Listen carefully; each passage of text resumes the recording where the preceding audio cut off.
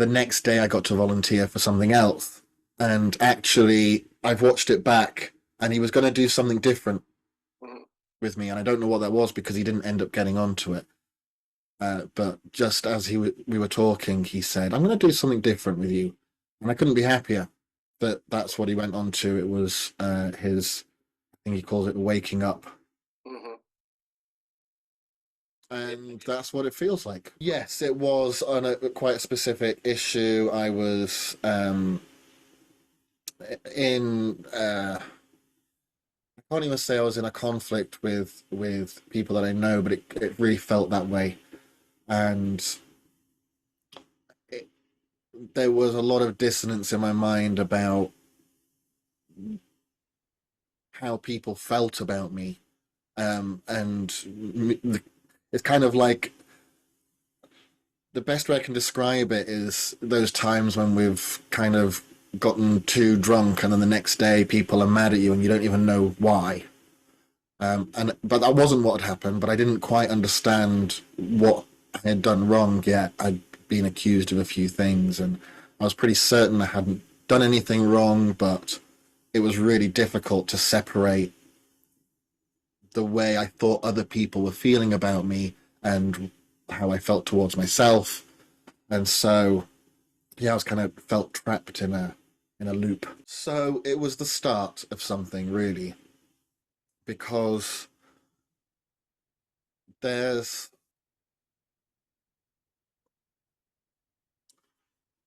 the exercise is a guidance into the exploration of the idea of our constructed experience, right? I think is a good way to describe it. And specifically, you kind of get onto the idea of the constructed self, which is a profound thing to be guided into in a half an hour exercise. And coming out of it, having such a kind of mind blowing experience of the big question of who am I? Waking up to not just the idea that the suffering is constructed, but maybe the idea of myself is constructed. What we kind of got to was the people that I was thinking about me. My construct of them is not them. Their construct of me is not me. My construct of me is not me. And that's a lot to kind of open your eyes to in that moment.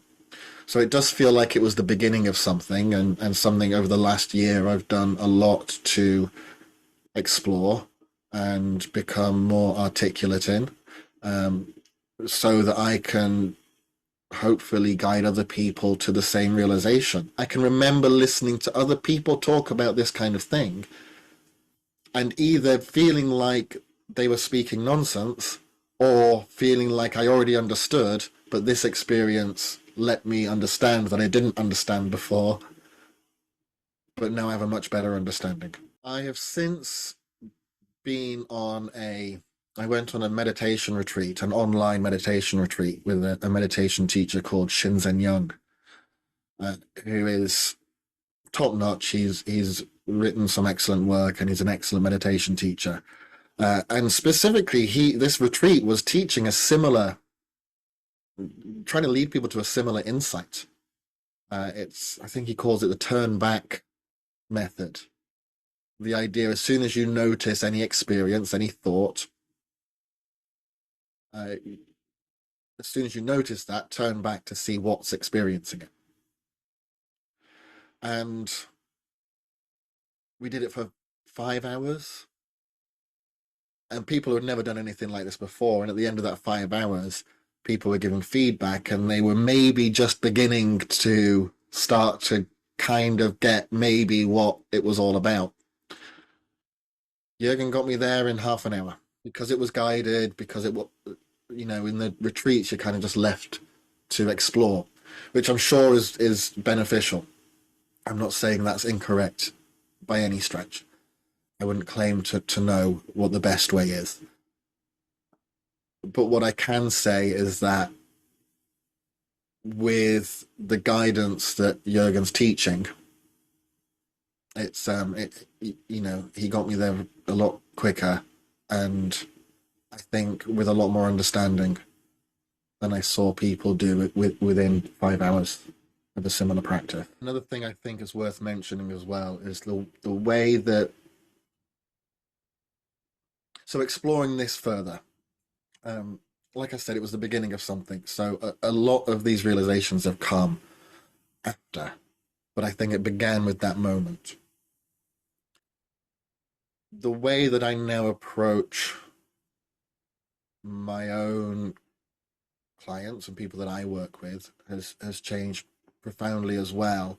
Because if you understand in an embodied way about the way we are all constructing our experience, all of a sudden you can recognize that when people are constructing any kind of suffering, then they're working perfectly. They're doing exactly what the rest of us are doing. It's just a slightly different construction.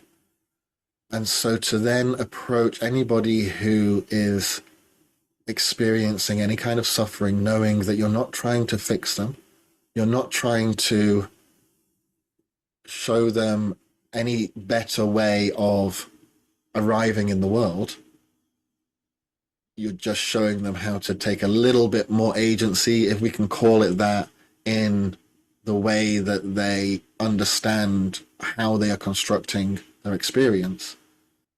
It changes everything in a sort of implicit way that you arrive to sessions. You're no longer trying to fix people. You're no longer working with anyone who is a deviant or broken or anything like that. And I think that getting to do this work with yourself, or anyone who's going to be doing the PIM training in the future, volunteer, because if you get it in an embodied way, if you get to experience it, that's where the change happens, right? That's where I think, for me, that's what changed the way I approach change work. I think it's an interesting way to work. I think, if you can get people to see this, if you can get your clients to see this in the same way that I have, then anything that you're already using will only be more effective, because you're no longer trying to force a change in narrative. You're kind of breaking it down and reconstructing. It's different, right? So you can still use all the tools and techniques that you've had before. You're just using them in a slightly different way. So yeah, I'd say this is a great base and framework to build your practice on.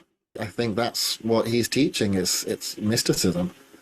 You know, if you learn anything about mysticism in any culture, it is all based around this idea that this is not the way that we experience reality. Is not. It is still subjective,